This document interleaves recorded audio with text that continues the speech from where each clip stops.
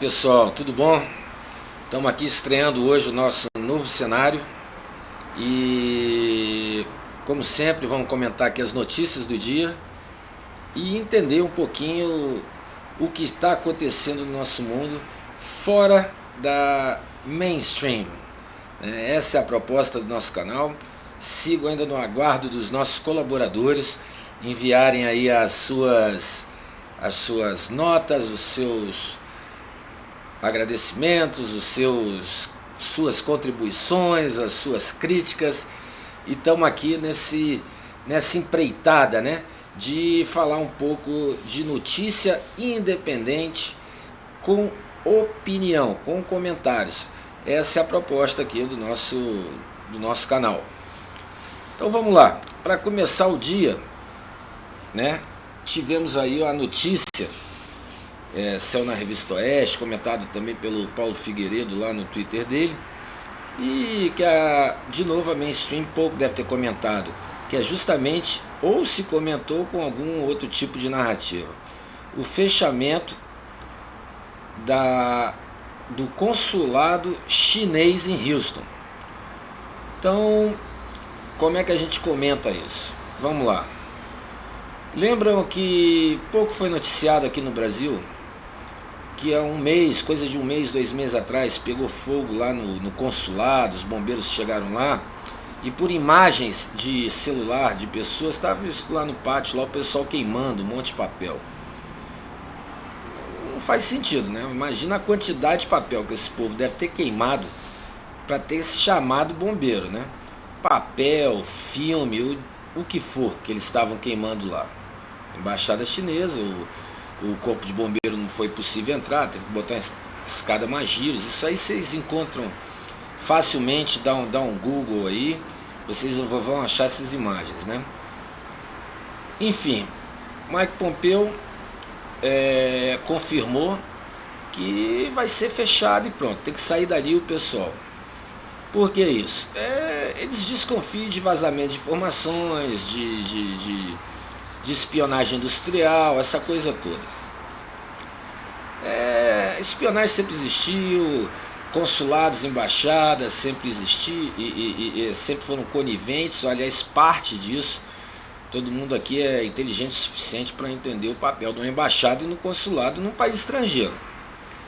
Mas o que fica claro aqui, o que é interessante a gente notar, é a posição que o governo americano vem tomando com relação à China. A narrativa chinesa, quando eu falo China, vamos deixar muito bem claro, hein pessoal? Que é o seguinte, não tem nada de xenofobia. Eu acho que quem sofre mais com o Partido Comunista Chinês é o próprio chinês, entendeu? Essa política ditatorial que hoje existe na China faz com que os caras sofram, entendeu? Perseguindo religiosos, enfim. O tema não é esse. O tema é o seguinte: o governo americano, cada dia que passa, está se afastando da China. Está se afastando da China porque haja vista o que o líder lá, o Xi Jinping, falou lá no Congresso do Partido Comunista Chinês. O Partido Comunista Chinês, que tem 90 milhões de membros. Você imagina o que é um partido com 90 milhões de membros? Reunião de condomínio já é uma confusão. Reunião em família é outra confusão. Imagina um partido que tem 90 milhões de associados e que controlam uma população de 1 bilhão e 300 oficialmente, sempre naqueles dados chineses, oficialmente. Enfim, no discurso dele lá, ele falou que chegou a hora da China ser a protagonista do mundo, ou seja, querem conquistar o mundo. Hoje a grande guerra travada é em torno do 5G. Eu sei que vocês todos entendem, se não entendem, a gente vai fazer um programa aqui no canal explicando o que vem a ser a tecnologia 5G, né? Falar em internet das coisas, enfim. Vai ter uma interligação e uma velocidade fantástica. Interligação que hoje existe, uma conectividade total com as pessoas, tanto é que estamos aqui falando com uma plataforma, entendeu? Fora do mainstream, fora da mídia, estamos fazendo essa transmissão aqui. Com o 5G vai ser possível você interagir com a sua casa. Hoje já existem casas inteligentes, já falamos em PV6, né? Não falamos mais em PV4. É quase que praticamente um IP para cada coisa, para sua lixeira, para sua mesa, para o seu computador, para sua geladeira, para o seu ar-condicionado, enfim, vai estar tudo interligado, conectado. E o que a China quer? Ela sabe que onde for instalada essa tecnologia e ele tiver o backdoor, ele está sabendo da vida de todo mundo. Já começa por aí. Além, é claro, do valor comercial, essa coisa toda. A gente sabe que a grande representante mundial da China é uma empresa que chama Huawei. A Huawei aqui no Brasil, para você ter uma ideia, devido a acordos passados, dos governos passados aí, ela entrou no mercado de telecomunicação no Brasil, vamos falar só de Brasil, mas com a força total. Eu diria que na totalidade, quase na totalidade, estamos falando de Vivo, claro, o brand que quiser dar o nome para a empresa de telecomunicação dessa, usam roteadores Huawei, entendeu? Usam uma tecnologia híbrida que está entre o WiMAX e o LTE. Na verdade, o 4G nem foi implantado na totalidade no Brasil, mas é isso. O que os Estados Unidos está querendo e está fazendo, e já fez lá no Reino Unido, né? Ou seja, o Reino Unido, quando sai da comunidade europeia, o Michael Pompeo vai lá, conversa lá com o primeiro-ministro e diz o seguinte: meu amigo, você não precisa ficar de refém da Huawei, não precisa de ficar refém de nenhuma tecnologia. Mas eles falaram que vão dar um aporte aqui para a construção. Não importa, nós ajudamos. Explicou todos os motivos por quê. E o maior de todos é o motivo de segurança, entendeu? Imagine, por exemplo, todas as comunicações têm um backdoor com a China, entendeu? Qual é a segurança que você vai ter nisso, entendeu? Ou seja, tudo que é falado.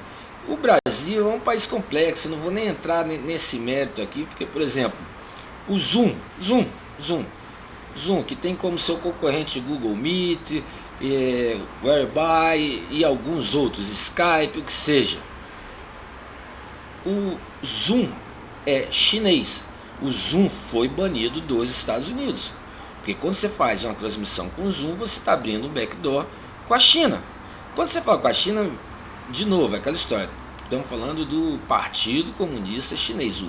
Os caras que estão em controle lá na China. Aqueles caras que, se você não reza pela cartilha deles, vocês vão para um campo de reeducação. Tá? É disso que nós estamos falando. Então, por exemplo, você olha aí na televisão e vê o quê? Vê lá os nossos gloriosos deputados e senadores fazendo votações virtuais utilizando o Zoom. Quer dizer, o Brasil é uma coisa complicada, mas nós temos que ficar atento com isso. Os Estados Unidos já prometeu uma ajuda considerável no caso de nós implantarmos o 5G com a tecnologia americana. A questão aqui não é qual que é a tecnologia melhor, qual que é a tecnologia pior, qual que é uma tecnologia que abre um backdoor, a outra provavelmente deve haver um backdoor também, mas nós estamos falando de um mundo livre. Você vê a dificuldade de um presidente americano governar, você vê a dificuldade de um presidente aqui no Brasil governar, porque tem Senado, é um mundo livre, todo mundo tem opiniões, entendeu? Eu nunca vi, por exemplo, briga de baile funk em Shenzhen. Shenzhen é uma cidade lá na China, inclusive, onde é que é a sede da Huawei, que seria o equivalente ao Silicon Valley deles lá na China, né? Cara, é isso, lá é um pensamento único, ditatorial. Eu não quero as nossas informações, entendeu, passando para esses caras. A gente não pode ser refém de um partido. Basicamente é isso, entendeu?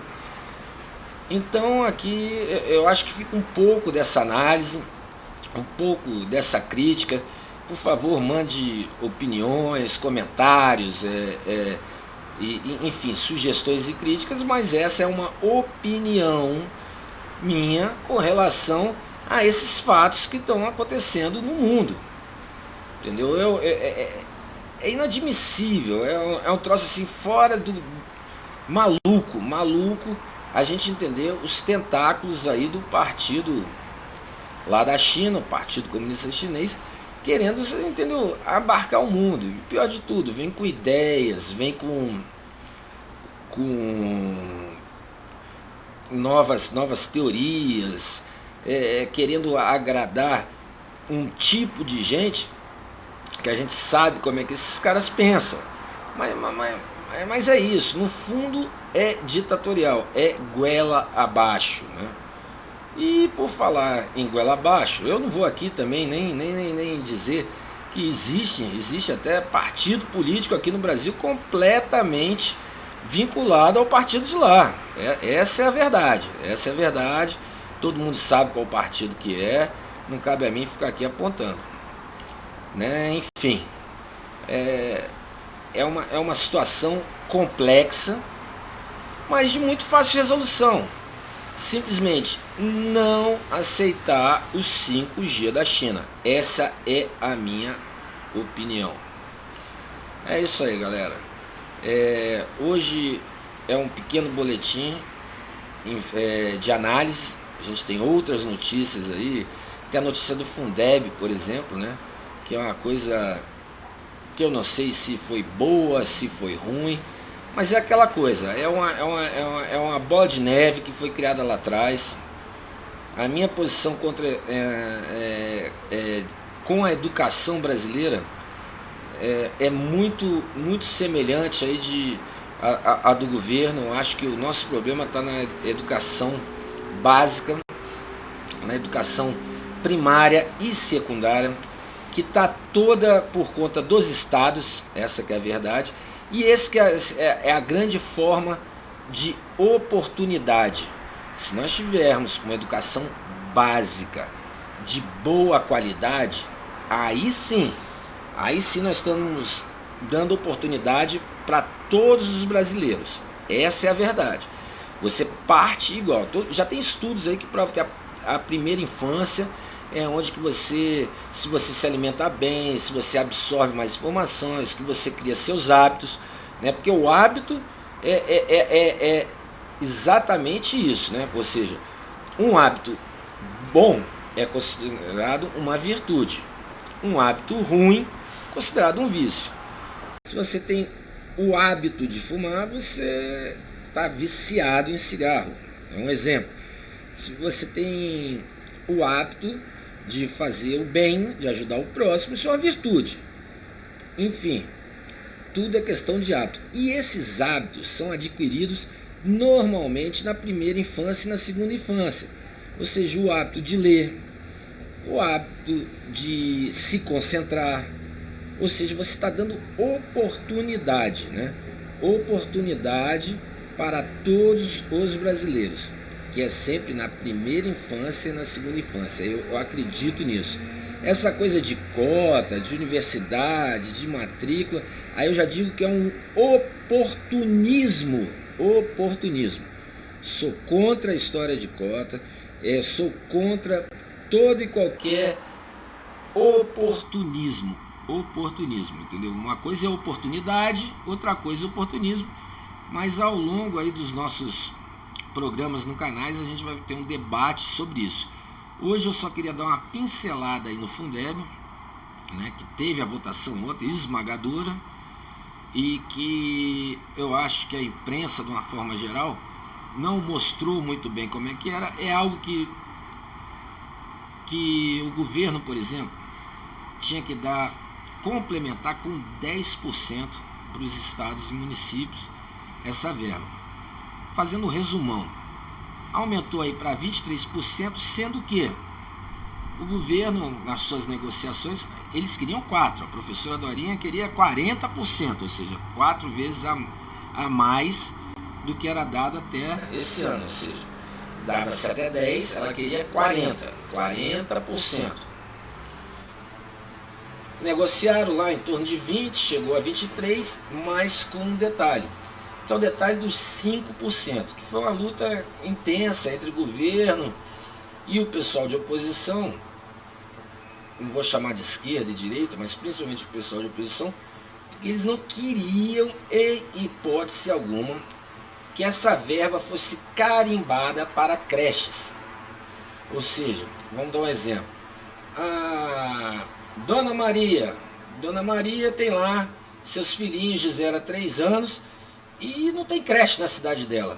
Eu tenho 5% carimbado obrigatório para pegar lá, sei lá, o equivalente a 200, 300 reais para se matricular numa creche privada. Quer dizer, um avanço. É tentar, de uma certa forma, tirar do Estado esse monopólio, esse nosso Estado gigante, esse nosso Estado que é um absurdo, esse nosso Estado que hoje parece um grande RH, essa que é a verdade. O Estado brasileiro é um RH gigantesco, a única coisa que ele faz é gerir pagamento a si próprio, essa que é a verdade. Ou seja, só para você ter uma ideia, desse dinheiro do Fundeb, 77% é para pagar salários. De novo, RH, como que você vai investir? Para comprar um material, para, enfim, para o que seja, para a construção de uma nova unidade. É complicado. 77% para pagamento. Eu não sou contra pagar salário de professor, muito pelo contrário, tem que ser garantido, é uma profissão super nobre. Mas vocês estão entendendo quão inchado é o Estado e quão parcos são os recursos do contribuinte já sofrido.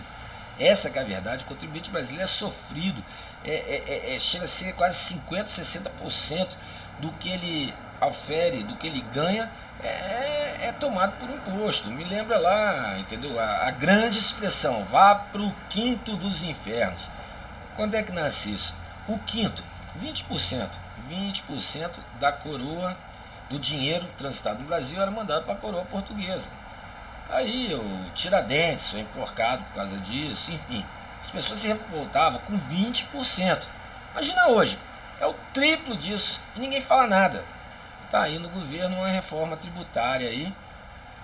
O governo, quer dizer, apresentou a reforma tributária dele, que vai tentar ser tramitada no Congresso. E vamos ver também o que acontece, ou seja, é difícil, viu? O Brasil não é para amadores. A máquina estatal, o que eles chamam de establishment, é um troço absurdo. O Estado é gigantesco, pesado, retrógrado. De novo, tudo minha opinião. Tá bom, galera? Tô aqui compartilhando com vocês essa opinião. E é isso. Sigo aí no aguardo de vocês mandarem um material para mim, para a gente publicar. Queria ter um feedback aí se gostaram do novo cenário, o que vocês acharam disso.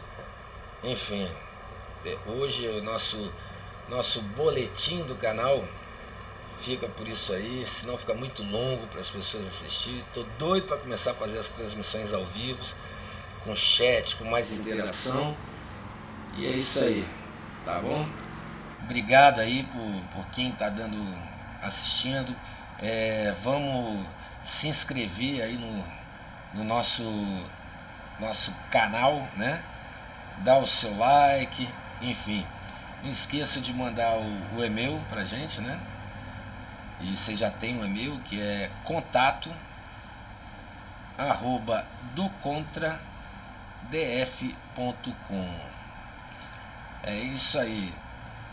Para vocês, o meu muito obrigado e vamos aguardar aí a próxima. Um abraço para vocês.